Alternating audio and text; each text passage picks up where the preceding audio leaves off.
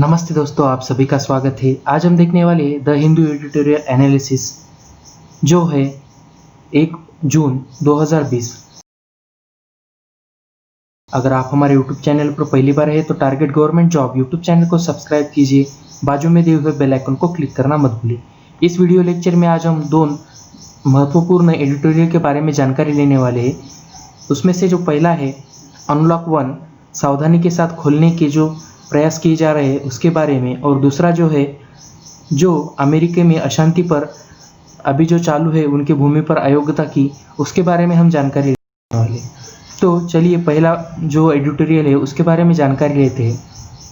दोस्तों, आप सभी को मालूम है कि लॉकडाउन को अभी 70 से 72 दिन हो गए हैं, तो अभी अनलॉक 1 शुरू होने वाला है जल्दी।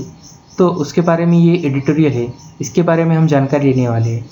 तो आर्थिक गतिविधियों का फिर से शुरू होना आवश्यक है, इसके लिए कोरोना वायरस पर सतर्क रहना चाहिए। यह अब सर्वसामान्य रूप से स्वीकार किया जाने वाला है।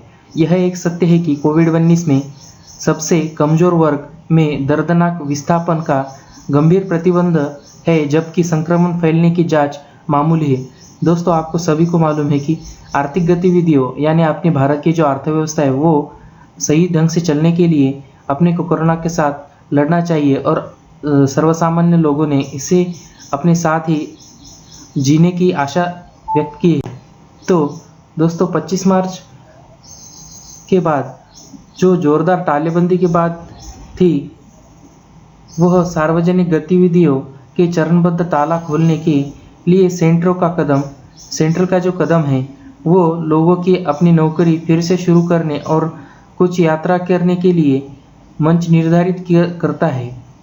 अनलॉक 1 यह जो योजना है इसके गतिविधियों को फिर से शुरू करना सुनिश्चित करना चाहिए, जिनमें से सबसे महत्वपूर्ण सामान और रोजमर्रा की सेवा जो है उसका वितरण है, जिसमें कोविड-19 का जो संक्रमण है उससे संबंधित स्वास्थ्य सेवाएं शामिल भी है। दोस्तों, आप सभी को मालूम है 25 मार्च के बाद जो है जोरदार तालाबंदी जो है उसके जो सार्वजनिक गतिविधियां है वो कई चरण में खोले जाने की आशंका व्यक्त की जा रही है और चालू भी है। सेंट्रल की तरफ से जो है वो चालू भी है।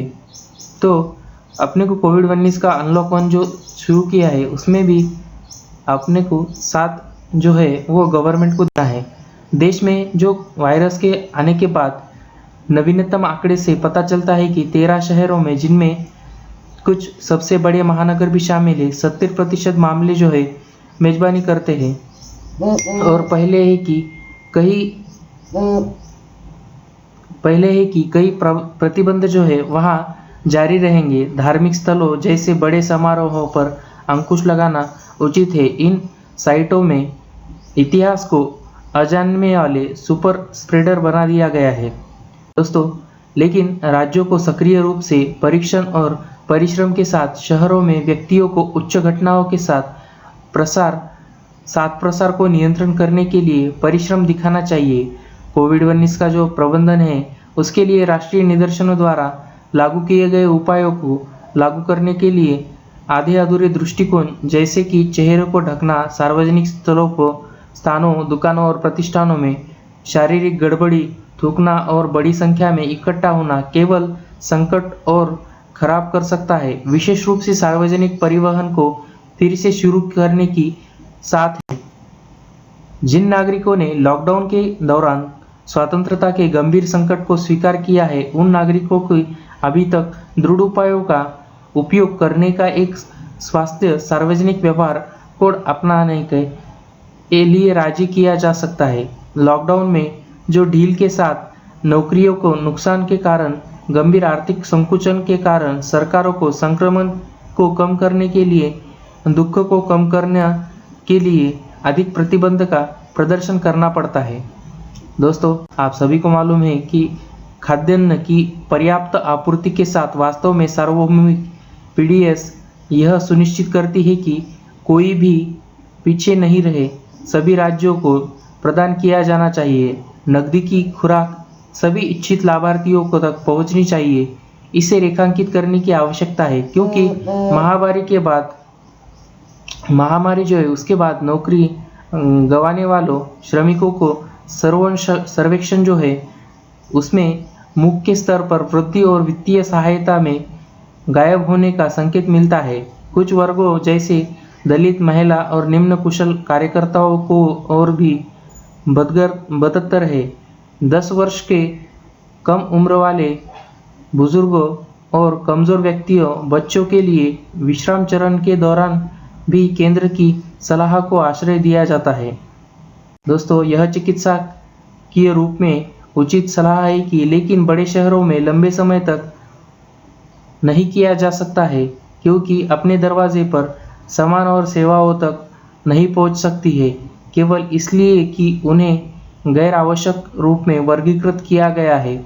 आने वाले हफ्तों में कोविड-19 का कोर्स कोई मतलब नहीं है और केंद्र प्रवासियों को बड़े पैमाने पर वापसी के कारण नए ग्रामीण समूहों की संभावना को पहचानता है। चाहे शहरों में या ग्रामीण इलाकों में अनलॉक 1 में कुछ कार्यों को प्राथमिकता दी जानी चाहिए। सार्वजनिक जागरूकता पैदा करने वाले वायरस की मौजूदा है कि परीक्षण रैप करे, स्वास्थ्य सेवाएं प्रदान करे और राहत उपायों की गहन निगरानी करे।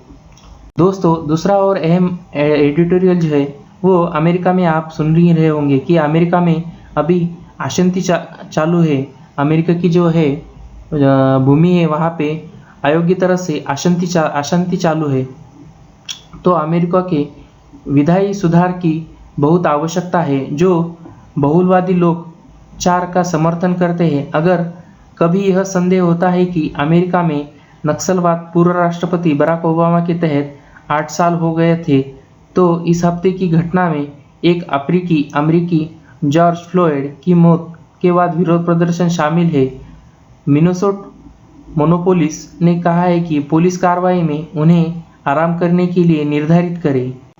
तो यह तक कि है रैली और पुलिसों की खामियों के कारण अमेरिका महानगरों की एक बड़ी संख्या में भीड़ जुट गई थी। अमेरिका अध्यक्ष डोनाल्ड ट्रंप जो है उन्होंने खुद इस विवाद के मामले में डाल लिया है कि और सोशल मीडिया प्लेटफॉर्म द्वारा पदों के सेंसरशिप पर व्यापक बहस छोड़ दी है। शुक्रवार को ट्विटर ने श्री ट्रंप को हिंसा महिमा मंडन करने के लिए एक ट्वीट नाकाम और सावधानी बरती।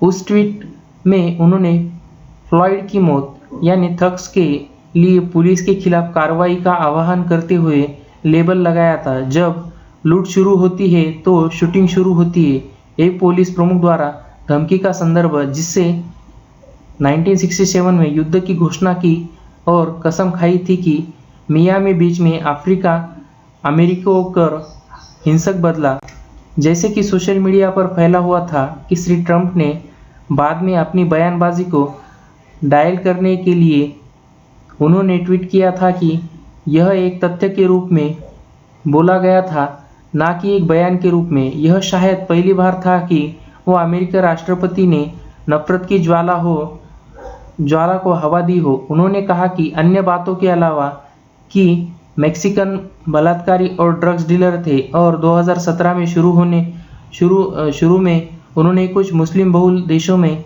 अंगतों के पर प्रतिबंध लगाया भी था। यह लगभग अपरिहार्य है कि नक्सली तनाव एक चुनावी वर्ष में सतह बुंदाए गए और जब नेताओं द्वारा अभद्र टिप्पणी की जाती है तो विस्फोट हो जाएगा। इस तरह से एक जहरीले सार्वजनिक प्रवचन के बीच एक रिपब्लिकन कमांडर इन चीफ द्वारा ईंधन एक और अधिक उचित, सहिष्णु और द्विदलीय दृष्टिकोण की आशा, जो प्रायद्वीपीय डेमोक्रेटिक पार्टी के उम्मीदवार जो बिडेन के कंधों पर टिकी हुई है।